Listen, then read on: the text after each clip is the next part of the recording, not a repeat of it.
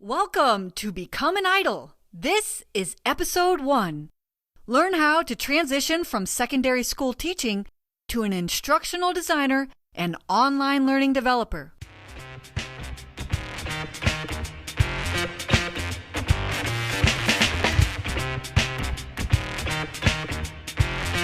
I'm Dr. Robin Sargent, owner of Idol Courses. This is the place where newbies come to learn and veterans share their knowledge.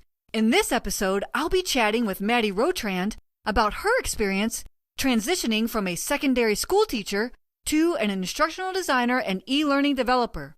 We'll be sharing tips for switching careers and landing your first job. We have with us today Maddie Rotrand, and funny enough, I actually met Maddie because I put a job posting up for Idol Courses, and Maddie applied, and she said, hey, I might be the Swiss Army knife of instructional design that you're looking for. And she absolutely is that. She does e-learning. She can create amazing graphics. She does the instructional design part where she scripts and writes and does all the needs analysis.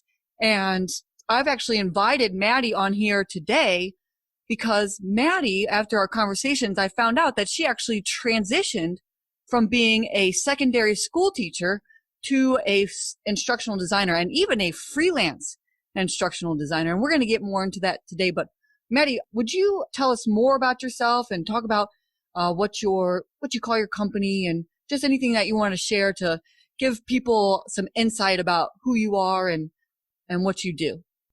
Sure thing. So just as you mentioned, I used to be a teacher. I have a background in education. So I had a bachelor's of education. And I was teaching in classrooms for about 7 years. I went back to school and I got a master's in instructional design. And right out of my master's, I immediately jumped into freelance instructional design, e-learning. And quickly enough, I ended up building my own company, which is called Nifty Learning. And today I employ others. I also work a lot with my own clients. I do a lot of instructional design, e-learning courses, and I really am a Swiss Army knife because I'm doing totally different things for totally different industries, and it's always a lot of fun.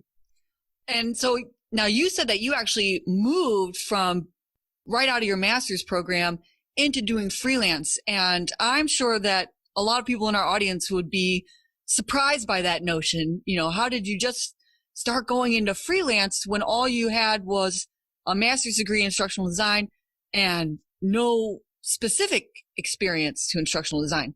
Well, the way it worked for my program was that you had an internship option at the end of your degree. And so a lot of students, the university offered them like an opportunity. They could choose from a whole bunch of different partnerships that the university had. But there was also the opportunity if you wanted to secure your own internship. And this could be remote. It could be really, they were flexible, but very few students actually went that route. And so one thing that was a bit unique about me was that I always knew that I wanted to do freelance. And I spent a lot of time kind of reaching out to people on LinkedIn, becoming familiar with the instructional design freelance community, going on these kind of, coffee dates where I'm just learning about what people do. And so I actually took the time to build relationships before I finished my master's so that when it came time to look for that internship, I reached out to people who I had remotely kind of built relationships with. And I said, hey, I'm looking for an internship. Do you have anything, like, do you know of any opportunities? And I actually had somebody, he said, oh, I know 3 kind of other freelance companies. I'll reach out to them for you. And out of the 3, 2 said no, but 1 said, yes, I'm looking for an intern. That would be really interesting. And that's kind of what led me. So I did the internship that was like 675 hours. And then from there, that client became my first client. And I went on through those relationships to get more clients. And that's how I got into freelance. Wow. So, and that's the thing, right? I mean, you said you talked about getting an internship during your master's program, but I think what we really want to focus on too is just what about people who maybe they're already a secondary school teacher, so they definitely already have a bachelor's. Do you think that it's required if they want to get into instructional design as a secondary instructor to go and get a master's? How did you make that decision? And what are kind of like your current opinions about how that works?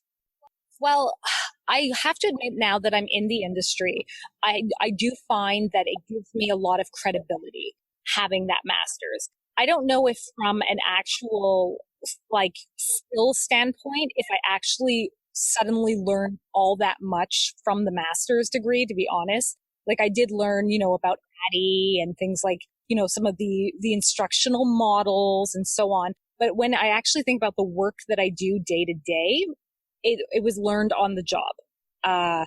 One thing that I really had an issue with in my master's was that I didn't learn any authoring tools. Like it wasn't actually taught. And so what I did is I went out and I paid out of pocket. As a student, it was cheaper, but I actually taught myself how to use Storyline. And I worked and created my own portfolio. I built stuff so that I could have it on the portfolio. And actually, I mentioned that one company hired me. The reason that they did that was because they saw that I had taken initiative to like train myself. And I remember she said, actually, if you aren't going to put money into yourself, then why should I put money into you? And so that was a good move on my part. And so to answer your question, like, I don't think it's necessary, but I do think that it does give you some credibility in the industry. But there are ways, if you are able to take the time to create things of your own that you can then show, then clients will be interested in working with you. Yeah, I actually have something similar that happened to me, which was it was getting my first instructional design job, like a real one with the instructional design title. And one of the questions that the hiring manager asked me on the phone, he said, "Oh, are you familiar with Storyline and Captivate?" And I said yes. And all I had done really is like downloaded the free trials and made things with it. And so I said yes. And then he said, "What about Lectora?" And I had never even heard of Lectora. And I said, "Oh, I don't know what that is." And he said, "Oh, it's not a big deal. It's just another e-learning authoring tool." And I said, "Oh, okay." Well, that night I went to find Lectora. I downloaded the free trial, and then I made an e-learning sample course about what I learned about using Lectora. And I emailed him and showed him the file. And he actually said that was exactly why he hired me and gave me a chance, even though I only had higher education experience. And it was because of, just like you said, the initiative to go and just figure it out. And that's a lot of what being an instructional designer is in general, I think. Yeah, sorry to cut you off. I was going to say, yeah, especially in freelance, it's really just you going out and getting your own clients and, making sure that you get the work done and managing your timelines, and all the different projects you have going on. So if you don't have that type of personality, then I don't think freelance is the right route for you.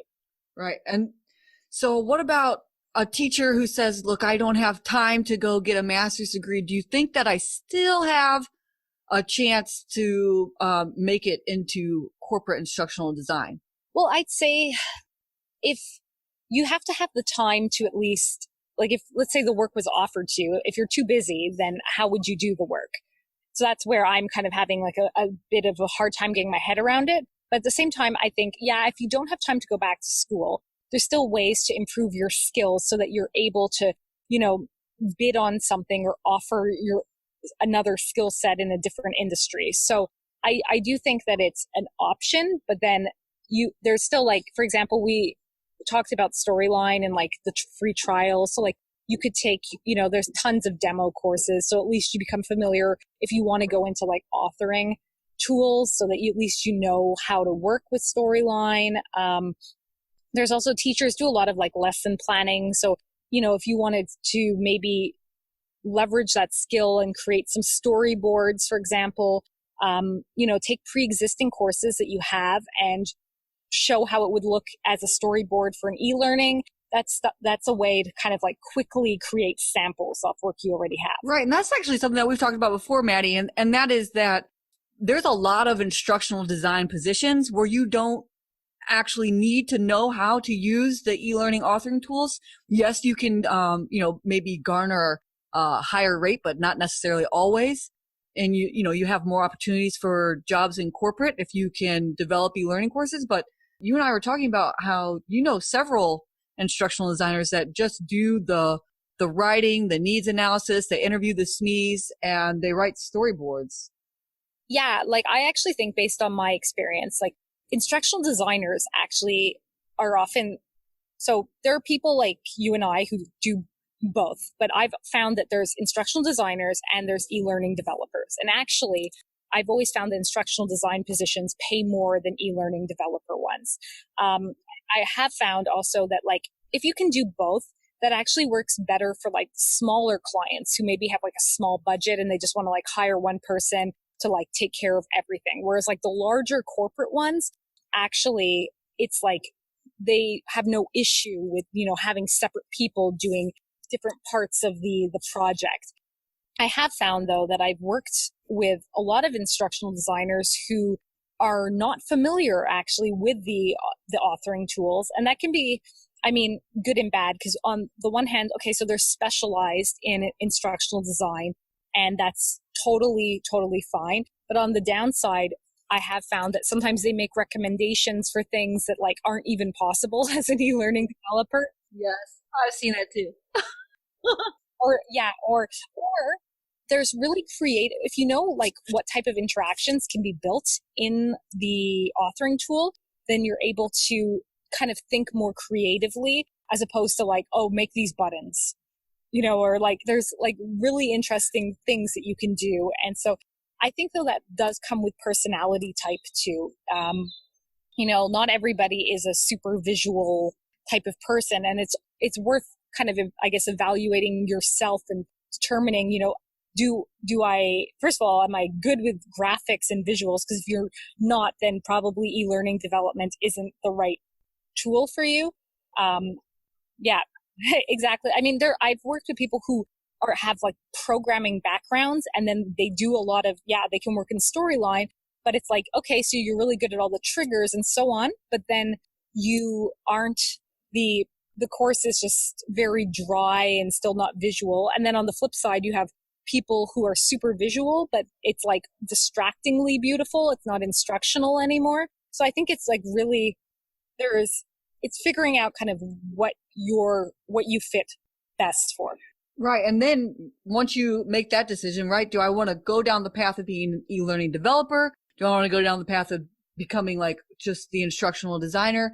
Or do I want to be an idol and do both? And once you make that decision to make a transition out of teaching, you think it's got to be formatting that resume in a way where it's skills that are transferable first, and then finding ways to tailor your resume where it doesn't say things like secondary school teacher, but instead you're talking about your experience as it relates and translates to instructional design, and building that online portfolio, especially for corporate jobs. For sure. And I will say that like I've seen a lot of teaching material that's absolutely stunning. Like, it could be like for grade 2, but like the visual, like, the amount of effort that's put it, like there are a lot of teachers whose backgrounds, like they could be graphic designers. So it's, and it's about, can you then take that and maybe build it out in storyline? And there you go. Like you can show that you suddenly have this beautiful thing that you've built in storyline, so you can leverage your skills.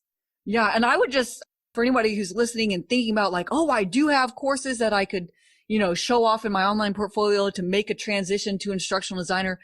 But I would still encourage you to not show secondary types of content, like secondary education content, because you want to move away from the hiring manager looking at you as just like a school teacher to an instructional designer. So anything that's actually relevant to the corporate space, whether that's like a software program or a soft skill like listening or something like that, that's really what you want to try to make. So even if you've made something already for secondary education, you'd be better off if you, say, for instance, you did a workshop on professional development for other teachers.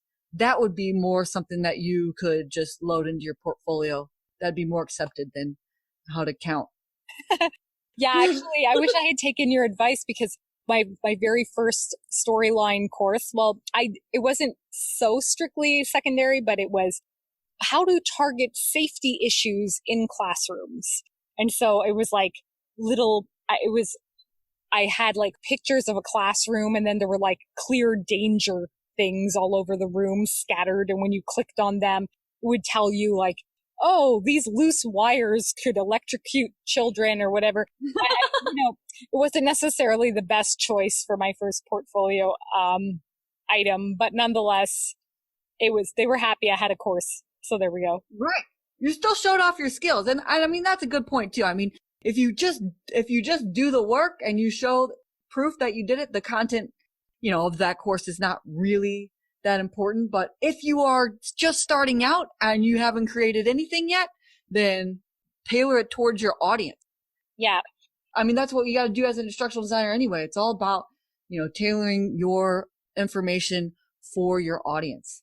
I've seen a lot that are just boilerplate too, but I really think that it's worth putting in content because exactly as you say, you're not, even if you're just like showing the authoring tool part, it shows your value as an instructional designer too. If you can actually like take a topic and, break it down. And I would even recommend like do a storyboard that you can show and then build the course out in a storyline or whatever. So then you can show that you're doing both parts and how it would transition from storyboard into a storyline course. That's also very useful for a client to see. And I'm just going to put a little plug here. If you have never used a storyboard, you don't have a template, and you don't know exactly what that would look like, you can download a free e-learning storyboard template that is a learn, teach, do model on idlecourses.com. So that you can already have your template and you can use that and repurpose it for your own portfolio. Oh, good to know. I'll go download that now. Like you need one. Although this is probably, I don't know if I'm allowed to admit this, but there's a lot of times when I don't use a formal storyboard. A lot of times storyboards are used by instructional designers that have to work in a team environment, right? So if they have to, pass it down the line to an e-learning developer, just like we talked about how those two positions or roles can be separate. But if you are both the instructional designer and developer, sometimes I just put comments on the script, on the design script. Like, this will be an animated video, or this is going to be this interaction. I mean, it all depends, but. Yeah, I think it really, I've had that experience too, especially with smaller clients when it's like, they just want to get things done quickly. And so it's like, yeah, we don't need it as formal, or like I've had both sides where it's like, once it's in the storyboard, it's like written in stone. You cannot change things from the storyboard. And then I have had others where it's like, oh, once it's in storyline, like, yeah, it's fine to change the script a bit and da da da da. So it's like, it really, really depends on context. But I totally agree with you. Okay, so I just want to give our teachers who are listening like our last bit of best advice for making the transition from secondary education to, well, we'd have to say a corporate instructional design role or like a nonprofit, because if you're going into higher education as an instructional designer, you have to have a master's. So that's why I really keep focusing on getting a corporate job. Also, corporate pays more. So if that's important to anybody, which is also, well, I mean, this might be, before we give out best tips, maybe like one more thing that we might want to talk about is why so many teachers want to move out of the classroom and into instructional design. And, I have teacher friends, and, I wasn't actually a teacher myself. So Maddie, you'll have to help me out here, but they say that, it's about the politics. There's there's no way to advance in your career unless you want to become a principal, and there's no raises. And then of course, corporate has like so many perks, sometimes they'll pay for maternity leave or all the benefits that come with a corporate position, and including the pay. What kind of made you make the transition, Maddie? Well, where I live, there's like way too many teachers and not enough positions. So it's very competitive.